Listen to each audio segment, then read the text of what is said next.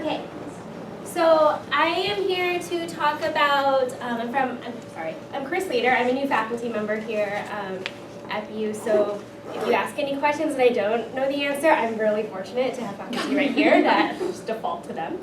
But I'm from the Bilingual Education Program, and I'm going to talk about the ESL Dual Licensure option that we have here at SED. So I kind of took a different approach to this. I'm going to start by talking very briefly about who are bilingual children, why does that matter to you guys, and how can SED help you if you're concerned. So I was going to start by kind of painting a picture for why I think this is important. So I was going to read from this lovely text. If you take class with me, we read lots of chapters from it. Yes, can I go? You do? All right. So it's Literacy Development with English Learners. It's edited by Lori Hellman. Walk into elementary classrooms almost anywhere in the United States these days, and you will see students from diverse ethnic, linguistic, cultural, and economic backgrounds. Many of these students are likely to be learning to speak English as a new language. At the same time, they are learning to read and write with their peers who are native English speakers. In these classrooms of elementary students, you will find immigrant students from every corner of the globe bringing a diverse range of languages into the mainstream classroom setting. For example, in the Twin Cities of Minnesota, where I live, you will find many elementary students who speak Spanish, Somali, Hmong, Vietnamese, Arabic, and Russian. Each student brings a unique profile of oral English proficiency, background literacy experiences, and personal expectations to the literacy learning process. For the majority of English learners in elementary school classrooms, instruction comes from mainstream teachers who speak only English. In most cases, these teachers have had relatively few opportunities in their teacher preparation programs or professional development classes to learn about the most effective teaching practices for students who do not come from Anglo-American English-speaking backgrounds. This discrepancy between whom teachers are prepared to teach and the actual needs of students in classrooms sets up a mismatch for instruction, making it hard for teachers to feel successful with all of their students. In turn, students may not receive the tailored and appropriate instruction that they deserve, and that will help them to learn their best. All right, so who are English language learners? Right, so 1 in 5 school-age children speak a language other than English in their home. About half of those children, so that's about 5.3 million kids, they're English language learners. So English language learners are students in the public schools whose native language is not English, and they're learning English alongside trying to access the content and curriculum in the classroom, right? And ELLs are receiving support from the schools. The support they receive will look a little bit different depending on the school or district that they're in, or state, lots of things, but they're receiving support within the schools, right? So they're a growing population. This is just one stat up here, but the projected ELL population in U.S. public schools is expected to be about 8 million in 2019 to 2000. It's just 5 years from now, right? So I just wanted to talk a little bit, so that thing I read, talk a little bit about some of the diversity, and I wanted to paint a little bit more of a picture. So when we're talking about the background of English language learners, some of them are newcomers, but contrary to popular belief, Kanako knows this because we talked about this in class a couple of weeks ago, most are actually born in the United States, right?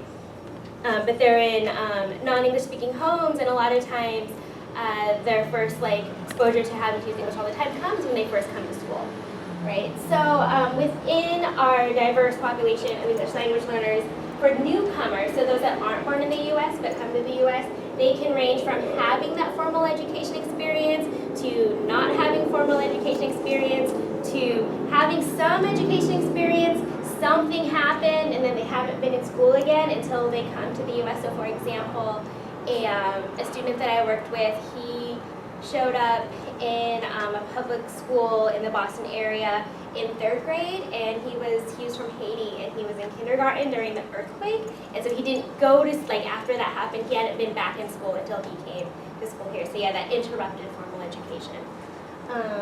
Another way that we can contextualize ELL's experience, especially when we're thinking about those that are U.S. born, we have long-term English language learners, so students who came into school, their first language is not English, they're receiving they're receiving support, and they're still going through the school system as they go through grades, they're still receiving that ELL support. You can also think about transitional English language learners. So these are some students, they may be newcomers, they may be born here, but their family, they're still going back and forth to maybe where their parents are, right? So they're spending some time in the US, some time in their country of origin, so they're in this transitional period. We also have former English language learners, right? So these are students, they're still bilingual children, but they're no longer receiving that English language learner support. The other thing I want to talk about is linguistic variation, right? There's like over 150 languages represented among students that go to our schools. How many of you have been in schools already? Or you'll see that, you'll see it, not just you hear it, right? You hear the different languages.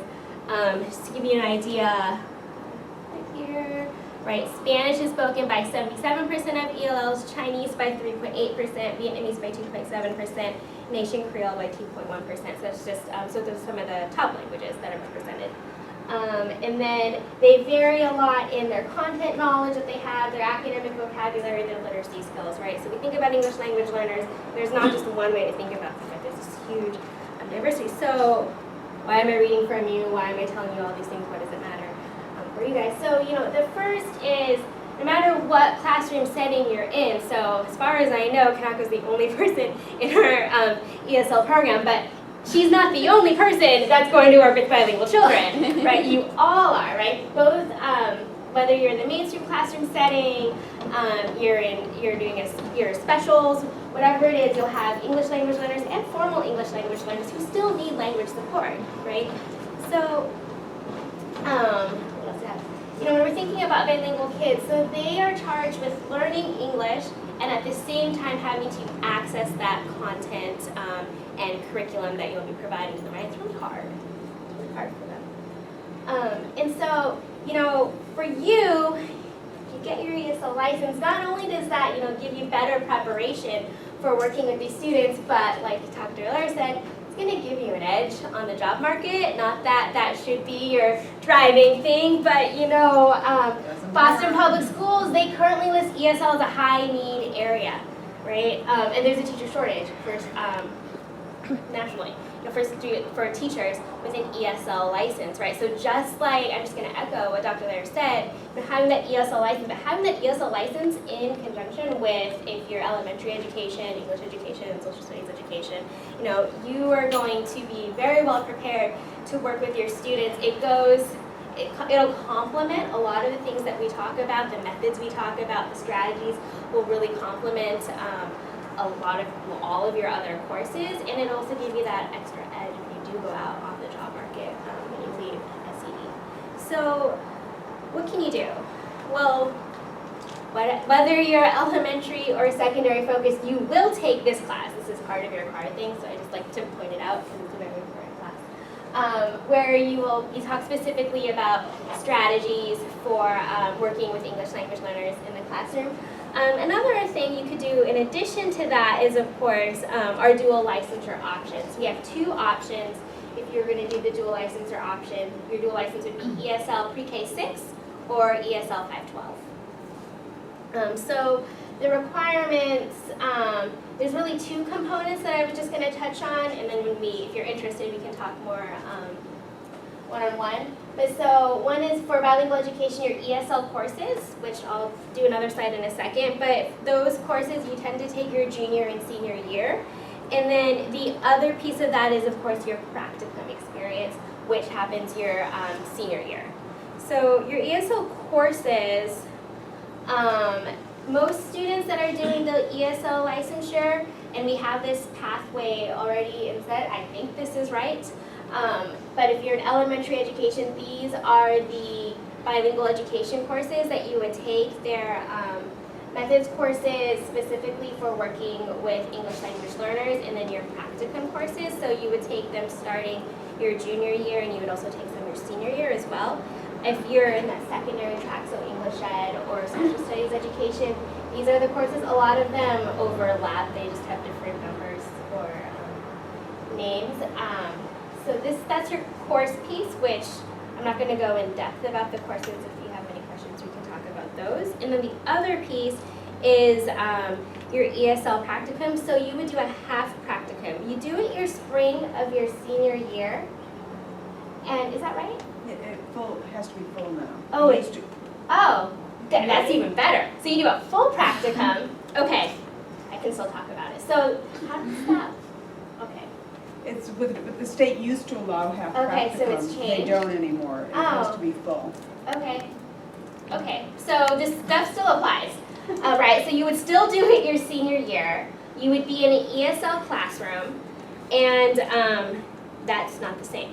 So you would be, if it's a full practicum, you'd be there every day, so 5 days a week, and you would have a minimum of 300 hours in the classroom, 150 of which those hours you would be assuming the main responsibility. So it's similar, it's a second practicum. I'm so glad that, I mean, it's hard, but I think you need the time in the classroom to do it, is really how I feel.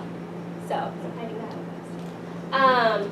So you would do 300 hours in the spring, 150, which you would assume full responsibility. So all of those would be double, not half, because it's just full. Does that make sense? Okay. Thank you. See? This is why it's so good you're here. Yeah.